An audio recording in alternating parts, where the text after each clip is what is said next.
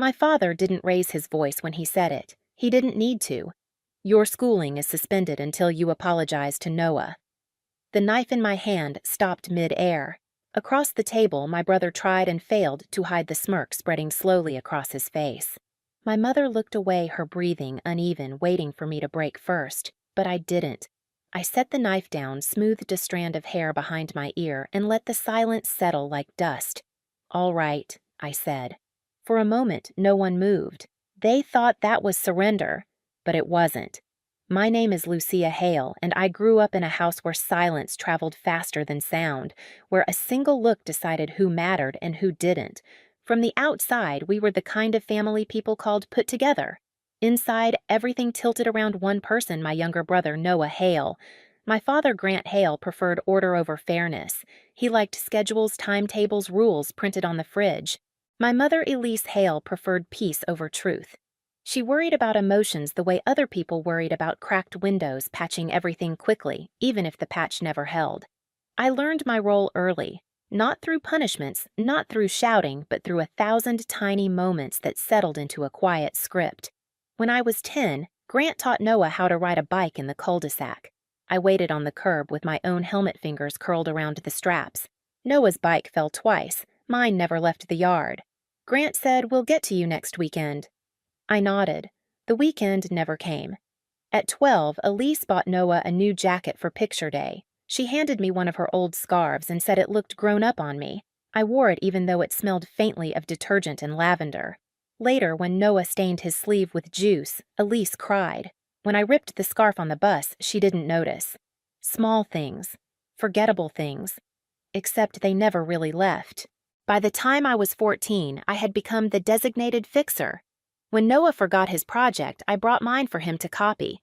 When he fell behind in science, I stayed up explaining experiments while he scrolled on his phone. Grant praised him for catching up, said he had potential. My contribution dissolved quietly in the background, like steam disappearing from a mirror. The first time I saw the cost of this imbalance clearly was the afternoon I stayed after school for debate practice.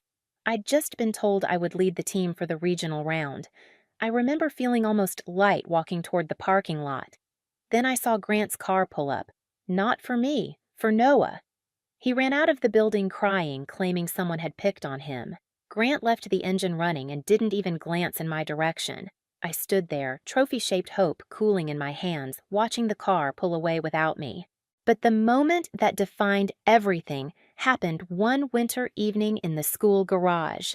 The yellow light flickered above us as Noah cornered a younger student, Ryan, from my math class, pressing him against a concrete pillar. I froze for a second, watching the way fear reshaped Ryan's face. When Noah shoved him hard enough to make him fall, I stepped forward out of instinct. Later at home, Elise brushed it off as boys being boys. Grant warned me not to make a scene. And Noah. He smiled like nothing had happened. That was when the script finally became clear Noah caused the damage.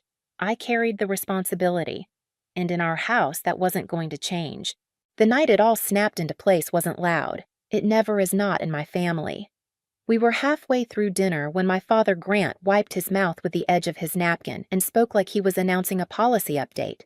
"You'll stand on the auditorium stage tomorrow and apologize to Noah," he said. School-wide. Clear and simple. Across the table, my brother, Noah. My younger brother, the family's chosen center, kept his eyes down, but the smirk tugging at his mouth gave him away. My mother, Elise, folded her hands like she was bracing for impact. I didn't speak at first. I let the words settle heavy and familiar. They didn't ask what happened. They didn't mention the footage. They didn't care that the garage camera caught Noah shoving a smaller student, Ryan, the quiet sophomore from my math class, so hard he hit the concrete pillar. "Family stays together," Elise murmured, voice trembling in that way she used when guilt was supposed to do the work for her. "It's simple," Grant added. One apology and this mess disappears. Except it wasn't simple. It never had been. They wanted me to rewrite the truth publicly, to stand under the stage lights and say their golden boy had merely defended himself, because that version of the story kept the house in balance, because my dignity was worth less than Noah's image. "So you want me to lie?" I said quietly. Grant shook his head. "I want you to be responsible. Responsible. That word had followed me since childhood, flexible enough to twist into anything they needed from me. Noah finally looked up, eyes bright with expectation. Just do it, Lucia. It's not that deep. It was strange how calm everything felt in that moment. The clatter of forks, the faint hum of the kitchen light, the smell of roasted vegetables cooling on the table. I couldn't feel anger, only clarity. I inhaled slowly, smoothed a strand of hair behind my ear, a habit I'd never fully broken, and felt the shift happen inside me. Small, precise, final. "All right," I said. The word hit the table like a dropped coin. Noah's smirk twitched. Elise blinked. Grant opened his mouth to lecture, but nothing came out. They thought they'd won. They thought that single word meant surrender. They didn't realize it was the moment I stopped playing the role they wrote for me. I went upstairs without another word. No slammed doors, no dramatic footsteps. Just the soft click of wood touching wood as my bedroom door closed behind me. It was the quietest boundary I had ever drawn, so quiet they didn't even hear it. I stood there for a long moment, letting the silence settle. The house breathed unevenly, downstairs voices muffled into a low, chaotic hum. I didn't listen. I walked to my desk, opened my laptop, and woke the screen. Light spilled across my room, clean and steady, like a new beginning waiting to be typed into existence. I opened a blank notes document and started listing what I needed. Transcript, letters, video file, transfer requirements, timeline. Typing steadied my pulse. Every click was a choice I hadn't been allowed to make before. I pulled my 2 suitcases from under the bed, one for clothes, one for every document that proved I had built something beyond this house. Debate medals, awards, certificates, the leadership patches I'd stitched onto jackets that still carried the faint smell of auditorium dust. I laid everything on the carpet in neat rows. Organizing them felt like reclaiming pieces of myself one by one. The hallway outside creaked once. Someone paused, then walked away. I didn't open the door. Instead, I sent a single text to the only person who had never made me feel small. "Maya, it's happening." Her reply came instantly, even at that hour. "Tell me what you need." I didn't know how to explain it, the feeling of a door opening inside me instead of closing, but I typed the next steps anyway. She sent instructions, links, reminders, each one arriving like a small beacon in the dark. After midnight, I slipped downstairs to the kitchen, moving quietly over the cold tile. I opened the drawer where we kept the shared printer paper, took a small stack, and walked back up without turning on a single hallway light. The house was still awake enough to notice the wrong sound. I gave it nothing.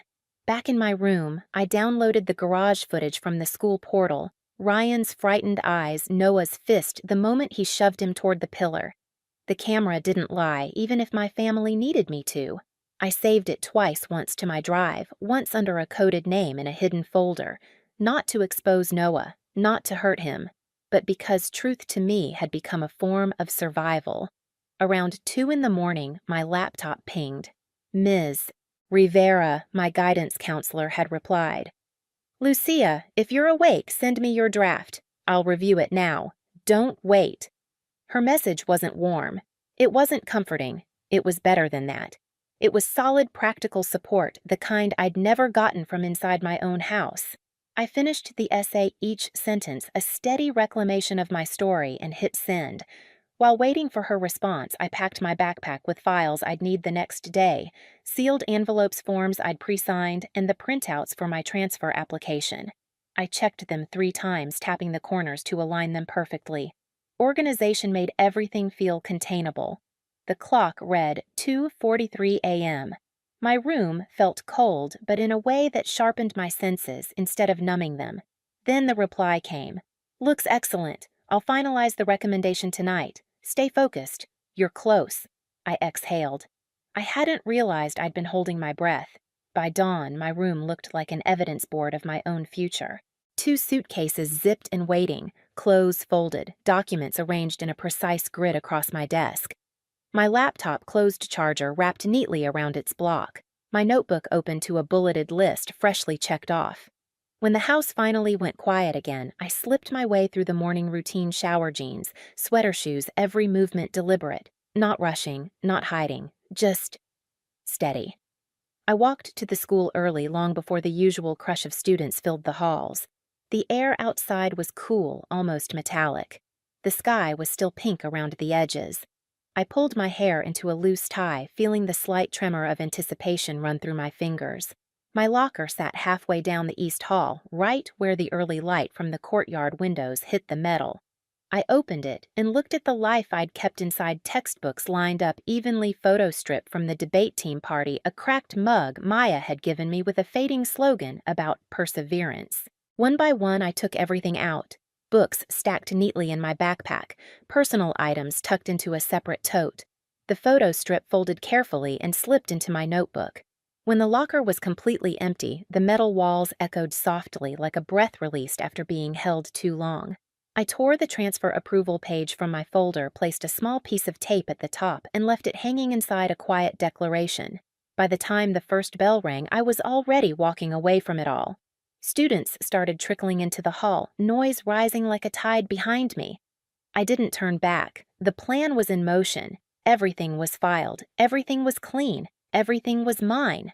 As I stepped outside into the crisp morning air, the final thought came to me quietly, like a truth that had been waiting years to be spoken. This time, I wouldn't be the one holding their world together. This time, I would build my own. By the next morning, the school was awake in full-volume lockers, slamming sneakers squeaking on polished floors, voices echoing as if the building itself hadn't slept. I walked in without hurry, the cold air still clinging to my sleeves. My hair was pulled back, my steps measured. Nothing in my face showed what was about to unfold. Noah was already leaning against his locker when I rounded the corner. My younger brother, so used to being the gravity everyone else bent toward, stood with his arms crossed, smirk fixed like a signature. Well, he said loud enough for nearby students to hear Look, who finally showed up. Ready to rehearse your apology? I didn't stop. I didn't even look at him. I walked straight to my locker, spun the dial, and pulled it open. His smirk cracked instantly. The locker was empty. Every shelf, every hook, every inch. Only the transfer approval form, taped neatly to the metal back, fluttered once in the draft from the hallway vent. I lifted my backpack onto my shoulder and closed the locker door gently, letting the latch click into place. Behind me, a gasp. A whispered, "Is she transferring?" Then Noah's voice, sharp and cracking. "Lucia, what did you do?" I kept walking. He caught up, grabbing my arm in panic. "Please tell me you haven't posted it." His voice trembled. "Please, tell me you didn't." Dozens of eyes turned toward us. A few phones lifted. Noah had never looked so undone. I slipped my arm free with a simple twist, the hall going quiet for one suspended breath. Posted what I asked. He swallowed hard. The application. The transfer. Whatever, just tell me it's not final. But it was, and he knew it. I didn't answer. I didn't need to. I walked toward the main office, my steps steady, while his stumbled behind me in frantic echoes. Inside, Principal Alden Fair, measured and relentlessly factual, was already at his desk. Ms. Rivera, my counselor, stood beside him, holding a thick envelope with a gold seal. When she saw me, she nodded once. Not encouragement, confirmation. I handed her the final printed forms. She checked them signed where needed and passed them to Mr. Alden. He read the top page aloud, voice carrying in the small office. Full merit scholarship, boarding placement approved, transfer effective immediately. Behind me, someone inhaled sharply. I didn't need to turn to know it was Noah. A moment later, the office door flew open and my parents stepped in. Grant's tie was crooked, something I had never seen in my life. Elise looked like she hadn't slept at all, eyes, red fingers trembling around her phone. "What is happening?" Grant demanded. I didn't move. Ms. Rivera placed the contract on the desk where he could see it. "It's a done deal," she said calmly. Lucia met every requirement. The academy confirmed her placement last night. Grant's face hardened. "Lucia, we didn't approve this. Mr. Alden spoke before I could. Your approval wasn't required." Silence. the kind that drops like a stone. Then my phone buzzed. I put it on speaker. "Good morning, Lucia." It was Mr. Rowan, the Academy's representative, steady and composed. "I'm calling to confirm the transport for tomorrow. 7 a.m. sharp, you'll be escorted to campus. Everything is finalized." Grant stepped forward. "You can't just take my daughter, Mr. Rowan," interrupted Tone, professional but immovable. "She is a nearly 18-year-old scholarship student. This transition is entirely within policy. Any interference will be documented." The room went still. Noah broke first. "Dad, don't." His voice sounded young. Too young. "It's already done." Elise covered her mouth tears, sliding silently. I powered off the call, slipped the phone into my pocket, and turned toward the doorway. Students had gathered outside, watching, whispering, widening the hallway to let me pass. I didn't look back, not at my parents, not at Noah, not at the life they expected me to keep stitching together. As I stepped into the light of the hallway, the only sound was the soft echo of my footsteps, clean, unhurried, final. The next morning, the air in Washington, D.C. felt different, crisp, steady, untouched by anything that came before it.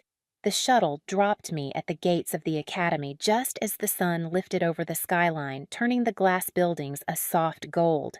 I stepped out with one suitcase in each hand, the wheels clicking lightly against the pavement. No shouting, no demands, no rules taped to the fridge, just space. Inside the dorm, the hallways smelled faintly of fresh paint and linen detergent. My new room was small, bright, and quiet in a way that didn't feel like punishment. I set my bags down, opened the window, and let the early air pour in. For the first time in years, my lungs filled without resistance. Classes started quickly debate political theory research labs. Here, no one waited for me to fail or shrink. When I raised my hand, people listened. When I spoke, no one rolled their eyes at the sound of my voice. The room didn't tilt around a golden boy. It held steady. In the library that afternoon, the light filtered through tall windows and spread across the long wooden tables like a patient kind of warmth. I laid out my notes, clicked my pen twice, and felt the quiet surround me. Not the heavy, suffocating silence of home. This one felt earned, chosen. My phone buzzed once in my pocket. A Maryland area code. I let it ring. It stopped. Then another. Then silence. I turned the phone over and powered it off. After dinner, I took a walk along the campus path lined with small lamps that flickered like fireflies. I passed a group of students laughing a pair, studying under a tree, someone jogging with earbuds in. Ordinary scenes, gentle scenes. A life that didn't require me to break myself in half just to keep peace. When I returned to my room, the desk lamp cast a soft glow across my empty notebook. I sat down, smoothing the pages, with my palm feeling the steadiness in my fingertips. The last 24 hours had rewritten the shape of my world, not with noise, not with confrontation, but with a quiet, decisive shift. I wasn't running from them. I was running toward myself, toward a life that finally felt like mine. Some families teach you loyalty. Mine taught me limits. The day they tried to suspend my future was the day I posted my exit quietly, cleanly, without looking back. Doors don't always close with slammed wood. Sometimes they close with a breath, a decision, a single step forward. And once they do, you learn that freedom doesn't make noise. If this story resonated with you, stay for the next one. There's more to tell.